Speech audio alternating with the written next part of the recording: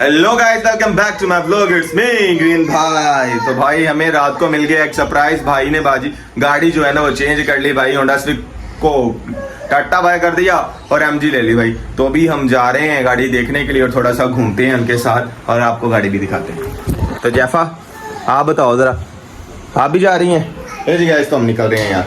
चलो यार, गर्मी कितनी है। किसको? नहीं, घर ही आना, रखो यहाँ पे। चलो चलो यार निकले।